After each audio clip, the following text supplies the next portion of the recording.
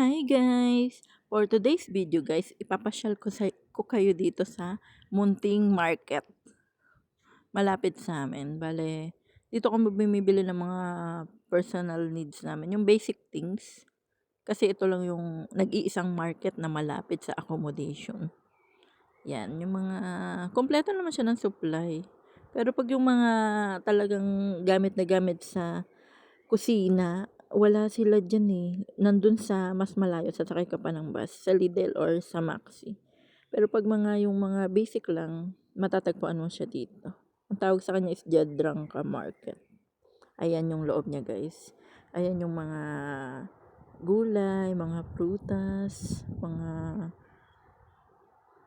ayan, kumpleto naman siya. May mga oranges, pipino, yan. Ito mga milk, mga cereals, yan, kung gusto mo. Kaso nga lang, bihira yung, as in, parang wala nga yung English na, ito milk siya, English na salita. Mostly Croatian, Harabatski talaga. Kaya kailangan mo talagang matuto ng Harabatski dito. Required na talaga siya, guys. Kasi, ang hirap pag di ka nakakaintindi talaga. Ito nga pala, cheese siya. Andyan yung mga hot dogs, mga sausages, mga pork. Yan, dyan sa part na yan, guys. Mga pang ulam-ulam. Yan, chicken. Yan. Dito naman may mga ice cream. Yan. Yan. Libot ko lang kayo ng konti, guys. Dito mga bread, kung gusto mo ng bread. Yan, pili ka lang dyan. Dyan sa gilid, may mga biscuits dyan. Kung gusto mo. Yan. Yan. Dito naman yung, may mga kape dyan, guys. Mga kape, ito mga biscuits dyan. Yan, mga chocolate. Yan. Tas itong gilid naman na to, andyan yung mga kape din, mga iba-ibang brand. Ito may alak siya, guys. Ito mga frozen goods. Ayan pala, hot chocolate yan. Hot choco. Yan. Yung magkatabi na yan, hot choco. Gusto mo ng maiinom, lagyan mo lang siya ng hot water. Yan.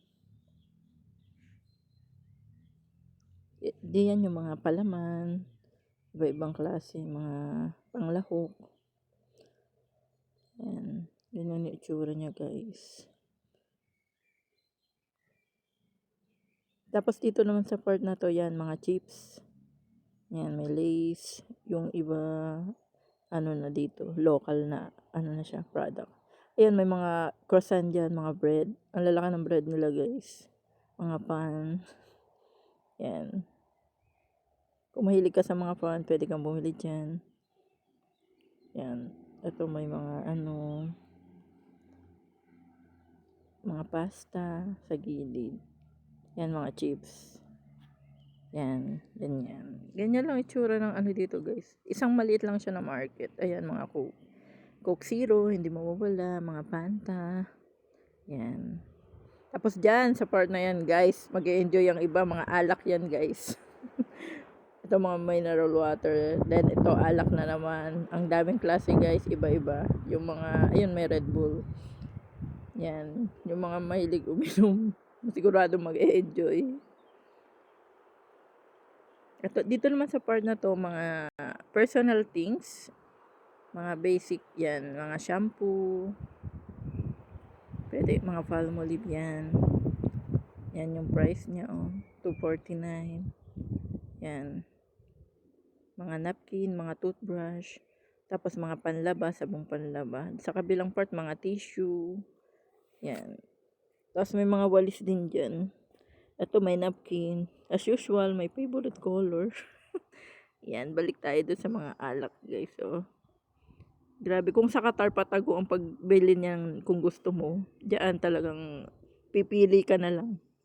Naka-display talaga siya, guys. Walang problema dito yun. Ayan. Bale, yan lang ang pinamili ko, guys, kasi kailangan ko lang talaga siya.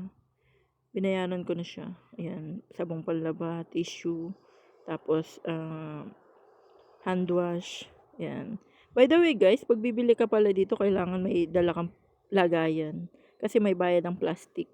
27 cents kung hindi ako nagkakamali ang isang plastic. Kaya mas maganda may dala ka talagang lagayan. Yan lang yung pinamili ko guys. Inabot yan ng 15 euro. Yan. 15 euro lahat yan. Yan lang guys. Thanks for watching. Bye. Ciao!